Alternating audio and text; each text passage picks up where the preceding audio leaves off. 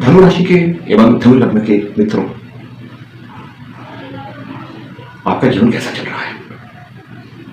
भैया तो आपका चल ही रहा है।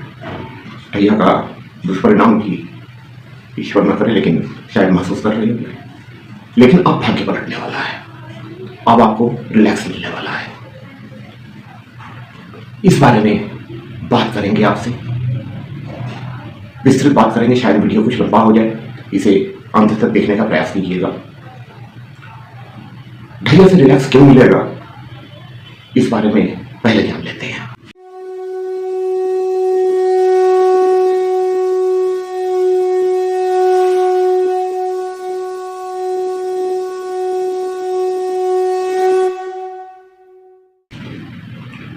यह वीडियो चंद्र राशि एवं लग्न राशि दोनों के आधार पर बनाया हुआ है। जो भी आपको मालूम हो उसके अनुसार आप देख सकते हैं, लेकिन देवगुरु बृहस्पति का गोचर फल हमेशा लग्न राशि और चंद्र राशि दोनों के आधार पर देखना चाहिए। ऐसा मैं क्यों कर रहा हूं, किसी और वीडियो में कभी इसके बारे में जिक्र करूंगा। तो मित्र, जो बात पहले कह रहे थे कि अब भैया से कुछ दिन के लिए आपको मुक्ति मिलेगी, वो इसलिए मैं कह रहा था क्योंकि देवगुरु बृहस्पति आपके अष्टम भावस्थ होके नवम दृष्टि से आपके चतुर्थ भाव मीन राशि जहां शनिदेव विराजमान है उस भाव को देखेंगे और शनिदेव पर उनकी पूर्ण नवम दृष्टि होगी। देवगुरु बृहस्पति की दृष्टि जिस किसी भी ग्रह पर हो, उस ग्रह की अशुभ फलों में अत्यधिक कमी आ जाती है। तो अब 31 अक्टूबर 2026 तक शनिदेव के अशुभ फलों में अत्यधिक कमी रहेगी, या यूं कह लीजिए कि एक 75-80% का आपको राहत मिल जाएगी। तो इसलिए यह समय आपके लिए अच्छा हो जाएगा। अब बहुत से मित्रों ने यह पूछा जो हमारे यहां आते हैं कि अष्टम भाव में देवगुरु बृहस्पति है तो इनका गोचर कैसे अच्छा होगा, फल कैसे अच्छा होगा। देखिए मित्र, एक चीज जान लीजिए, कमाल का विषय है कि इस बारे में कभी एक वीडियो और बना के दूंगा, उसको देखिएगा कि जन्म लग्नों में ग्रहों का आकलन क्या कहें, जो उनका रिजल्ट होता है, परिणाम का आकलन किस भाव में है, कैसे है, किस राशि में है, जैसे किया जाता है वैसे गोचर में नहीं किया जाता है। गोचर में गोचर फल का आकलन बिल्कुल अलग तरीके से किया जाता है। किसी और वीडियो में इस बारे में आपसे चर्चा होगी, यहां करेंगे तो बहुत लंबा वीडियो हो जाएगा।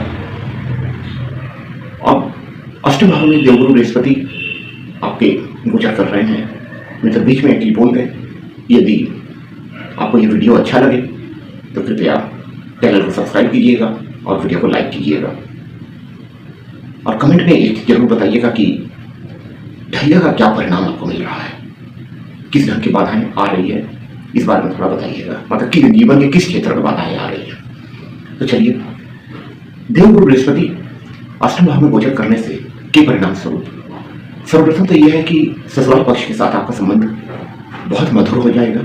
आकस्मिक धन लाभ की बहुत अधिक संभावना आपकी बनेगी। डूबा हुआ धन आपको प्राप्त होगा।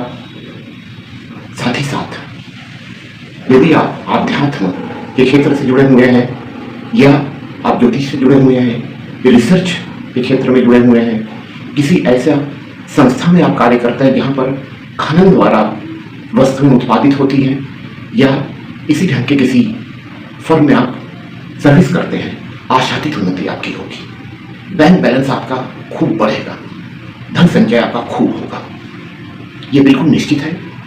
आपका कुटुंब के साथ में संपर्क बहुत अच्छा होगा। यदि आप, यह मैं देवगुरु बृहस्पति की सप्तम दृष्टि की बात कर रहा हूं, अभी नवम और पंचम की भी बात करूंगा। कुटुंब के साथ आपका संपर्क बहुत अच्छा होगा। यदि आप वाणी के द्वारा, जहां आपका वाणी इन्वॉल्व होता है, उस ढंग का कोई कार्य करते हैं तो उसमें आपकी आशातीत उन्नति होगी। जैसे आप किसी मार्केटिंग के फील्ड में हैं, एडवोकेट हैं, कंसल्टेंसी का काम है आपका, इस ढंग का कार्य, आपकी वाणी में एक गजब का सम्मोहन होगा। कोई व्यक्ति जल्दी आपको ना नहीं कर पाएगा जिस कार्य को आप करवाना चाहते हैं। यदि आप किसी को कुछ समझाते हैं, वो समझेगा उस चीज को। ये बहुत बड़ा पॉजिटिव रिजल्ट देवगुरु बृहस्पति का है इस गोचर में। साथ ही साथ अगर पंचम दृष्टि की बात करें, पंचम दृष्टि देवगुरु बृहस्पति के आपके 12वें भाव में होगी, द्वादश भाव में। यदि आप विदेश जाने के लिए इच्छुक थे और जा नहीं पा रहे थे तो वो बाधाएं आप हटेगी, आप जा सकते हैं। किसी विदेशी संस्था के साथ में यदि आपका व्यापार था या आप किसी विदेशी संस्था की फर्म में सर्विस कर रहे हैं तो वहां आपकी आशातीत उन्नति होगी। साथ ही साथ आप जो निवेश करेंगे इस समय उसका बहुत अच्छा परिणाम आपको आगे मिलेगा। लेकिन मेरा सलाह यह है कि लॉन्ग टर्म इन्वेस्टमेंट इस समय आपके लिए ज्यादा सुटेबल होगा। अगर देवगुरु बृहस्पति की नवम दृष्टि की बात करें, आपके चौथे भाव पे होगा, सुख भाव पे होगा, तो इसके परिणाम स्वरूप आपके सुखों में वृद्धि होगी। आपको मातृ स्नेह बहुत अच्छा होगा, मातृ स्नेह अच्छा किया होगा, मातृ स्नेह और अधिक प्राप्त होगा। किसी माताजी से संबंधित संपत्ति का आपको लाभ हो सकता है, पूर्वजों द्वारा निर्मित किसी संपत्ति का आपको लाभ हो सकता है आकस्मिक रूप से। साथ ही साथ पारिवारिक वातावरण आपका इस समय बहुत मधुर रहेगा, बहुत ही अच्छा आप फील करेंगे, मानसिक शांति आपकी रहेगी। सबसे बड़ी बात यही है, एक मानसिक रूप से जो टेंशन में आप थे उससे आप राहत फील करेंगे, क्योंकि अब आपके जो कार्य है वो बनने शुरू हो जाएंगे। इसलिए हर तरह से ये गोचर आपके लिए बहुत ही शुभ फलदायी है। हाँ, एक चीज और ये है कि यदि आप किसी रियल एस्टेट के बिजनेस से जुड़े हुए हैं वहां पर भी आपको आशातीत उन्नति होगा, या रियल एस्टेट फर्म में आप सर्विस करते हैं वहां भी आपको आशातीत उन्नति होगा। भूमि भवन वाहन का क्रय आप कर सकते हैं, यदि आपके पास अभी है तो वो अपग्रेड होगा। जैसे कोई छोटा मकान है तो आपको बड़ा मकान मिल सकता है, टू व्हीलर है आपके पास, फोर व्हीलर हो सकता है, फोर व्हीलर है आपके पास, मॉडल अपग्रेड हो सकता है। अब आप समझ रहे होंगे मैं क्या कहना चाह रहा हूँ, मतलब विस्तार होगा आपके सुखों में।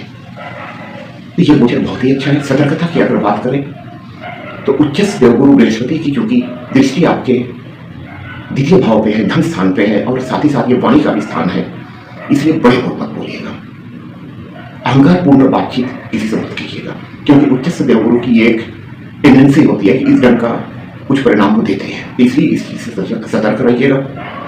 साथ ही साथ अपना खान पान, आहार, विचार सब कुछ बहुत सात्विक रखिएगा, इससे आपको बहुत लाभ होगा, क्योंकि देवगुरु सात्विक ग्रह है तो वो अलाइनमेंट बहुत जरूरी है उनके साथ में। वाणी, आहार, ये सब चीजें बहुत सात्विक रखिएगा। ये तो रही सतर्कता की बात। और साथ में अगर उपाय की बात करें, हनुमान चालीसा नित्य पढ़ना ही है, वो पढ़ते रहिए। हनुमान जी तो सबका कल्याण करते हैं, करते रहेंगे। और साथ में किसी भी बृहस्पतिवार से शुरू करके विष्णु सहस्त्रनाम या राम रक्षा स्तोत्र का पाठ कीजिए। नहीं कर सकते हैं, श्रवण कीजिए, सुनिए। नित्य नहीं कर सकते, हर बृहस्पतिवार सुनिए।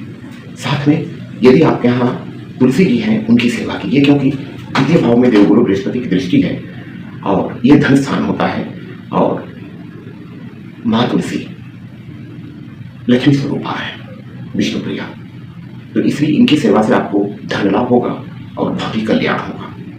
साथ ही यदि केसर उपलब्ध हो ओरिजिनल, हालांकि मिल जाता है, तो केसर का तिलक माथे पर लगाइए। नहीं मिलता है तो हल्दी का तिलक माथे पर लगाइए, इससे आपको बहुत कल्याण होगा। तो मित्र, आज के लिए यहीं तक, अगले वीडियो में फिर आपसे मुलाकात होगी, तब तक के लिए राम राम।